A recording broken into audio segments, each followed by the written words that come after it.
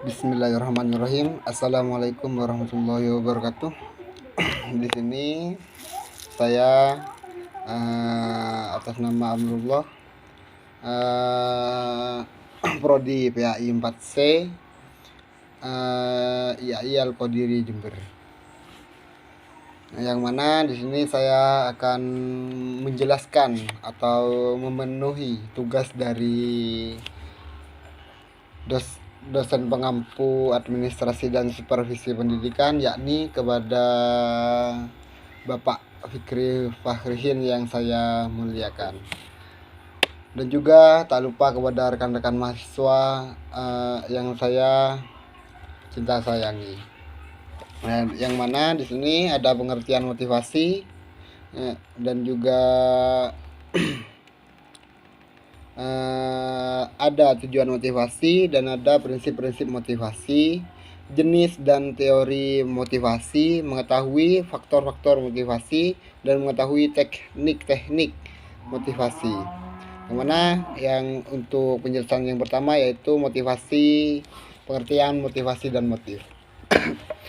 Kata motivasi yaitu berasal dari bahasa lain yakni mover, yang berarti bergerak. Yang dimaksudkan sebagai bergerak untuk maju. Motivasi dalam konteks organisasi dijelaskan hasibuan sebagai suatu keahlian dalam mengarahkan pegawai dan organisasi agar mau bekerja secara berhasil sehingga tercapai keinginan para pegawai sekaligus tercapainya tujuan organisasi.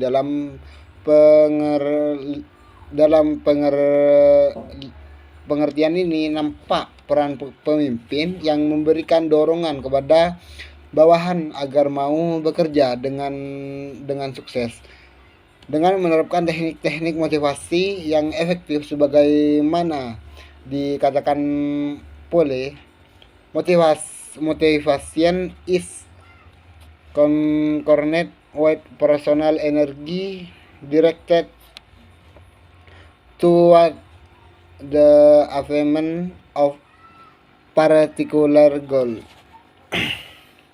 Mengartikan motivasi sebagai keseluruhan proses pemberian motivasi bekerja kepada para bawahan sedemikian rupa sehingga mereka mau bekerja dengan ikhlas demi tercapainya tujuan organisasi dengan efisien dan ekonomis. Pengertian motivasi menurut Sudirman menyatakan bahwa motivasi dapat dikatakan sebagai serangkaian usaha untuk menyediakan kondisi-kondisi tertentu sehingga seseorang mau dan ingin melakukan sesuatu. Motif bekerja dapat bermacam-macam, namun dalam posisi ini motif kerja berupa pemberian semangat agar para karyawan melakukan pekerjaan dengan baik, seperti dikatakan Nitisemito yang mendefinisikan motivasi sebagai usaha atau kegiatan dari manajer untuk dapat meningkatkan semangat dan gairah kerja para bawahannya.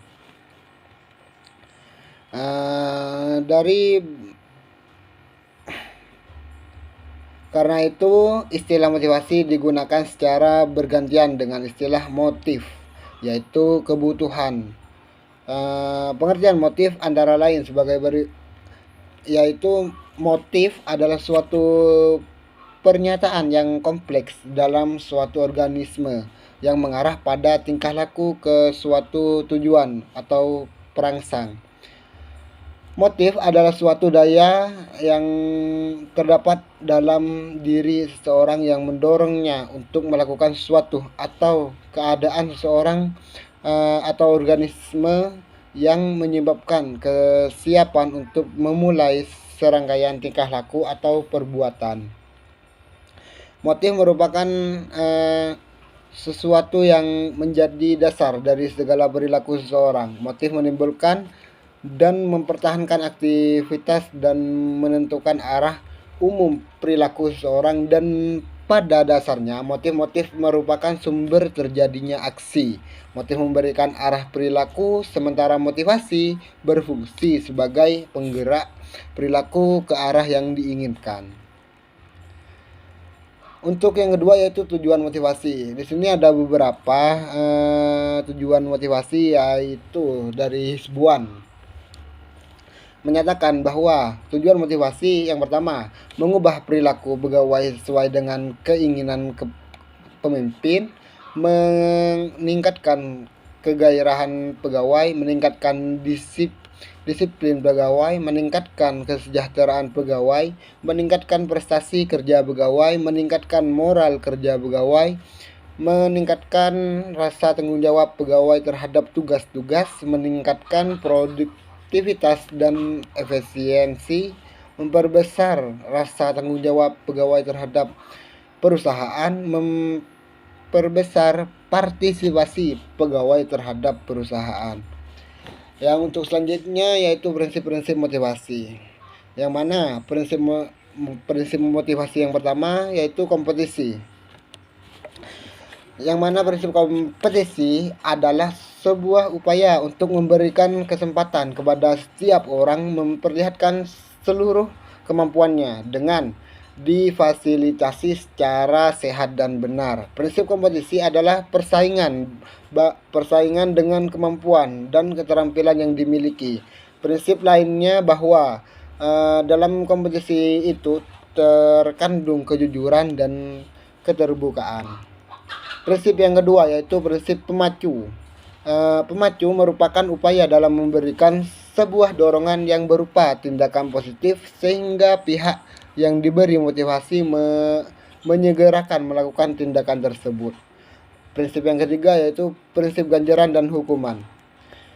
Prinsip ganjaran dan hukuman biasanya dilakukan kepada anak-anak dengan tujuan supaya anak termotivasi untuk belajar. Misalnya apabila tidak belajar maka tidak akan diberi uang jajan, dan sebaliknya apabila rajin belajar dan rankingnya naik maka akan dibelikan sepeda. Prinsip yang keempat yaitu kejelasan dan kedekatan tujuan. Prinsip kejelasan dan kedekatan tujuan ini dimaksudkan bahwa apabila suatu pekerjaan sudah jelas dipahami maka akan memberikan dorongan tersendiri bagi orang yang mengerjakan tersebut, sehingga tidak ada lagi hal yang meragukan pada saat pekerjaan itu berlangsung. Prinsip yang kelima yaitu pemahaman hasil. Pemahaman hasil merupakan suatu pengetahuan atau pengertian dari seorang dalam memahami hasil kerja yang akan diperoleh nanti setelah pekerjaan tersebut selesai. Prinsip yang keenam yaitu pengembangan minat. Prinsip pengembangan minat merupakan prinsip yang benar-benar menyesuaikan dengan kondisi orang yang diberi motivasi tersebut, karena ini bertujuan bahwa minat seseorang biasa dijadikan dorongan untuk meningkatkan semangat kerjanya. Prinsip yang ketujuh yaitu lingkungan yang kondusif.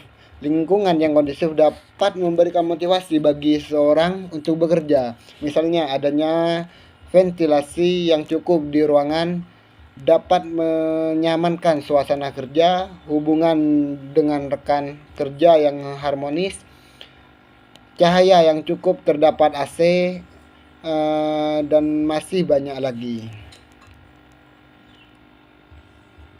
Prinsip yang ke-8 yaitu keteladanan.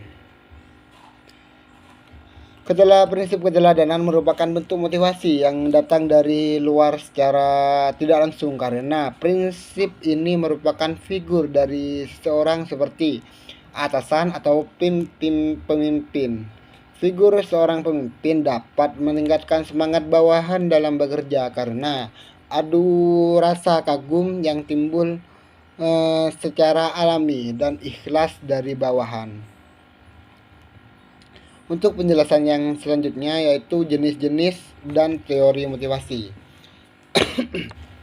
Jenis-jenis motivasi yaitu yang pertama, motivasi merupakan suatu proses psikologis yang mencerminkan interaksi antara sikap, kebutuhan, persepsi, dan keputusan yang terjadi pada diri seseorang.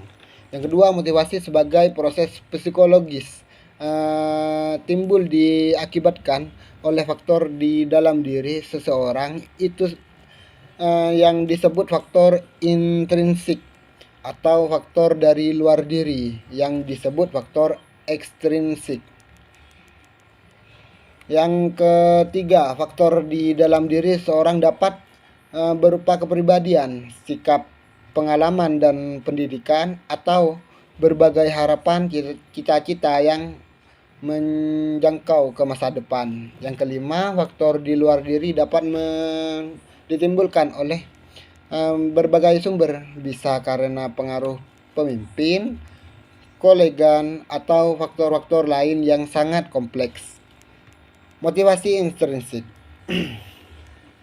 Motivasi intrinsik adalah keinginan bertindak yang disebabkan adanya faktor pendorong dari dalam individu. Penelitian The Chance menyatakan bahwa individu yang melakukan kegiatan yang didorong oleh motivasi intrinsik, maka kegiatannya adalah untuk mencapai tujuan yang merupakan hasil kegiatan itu. Contohnya, siswa belajar bahasa Inggris baik secara lisan atau tertulis bukan untuk mendapatkan ijazah atau pujian orang tua. Yang kedua, yaitu motivasi ekstrinsik. Motivasi ekstrinsik ini adalah motivasi yang keberadaannya disebabkan karena pengaruh rangsangan dari luar. Tipe motivasi ekstrinsik ini mempunyai tujuan yang terletak di luar aktivitas belajar atau tujuan tidak terlibat dalam aktivitas belajar. Yang kedua yaitu teori motivasi, yang mana teori motivasi ini ada beberapa macam, yaitu yang pertama teori humanistik, ada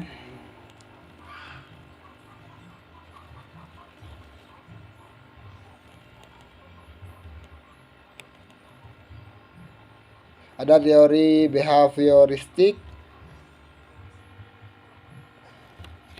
Nah, untuk selanjutnya yaitu faktor-faktor motivasi, yang mana faktor-faktor motivasi ini dijelaskan oleh Sukarna sebagai yang mana yaitu yang pertama, kebutuhan manusia,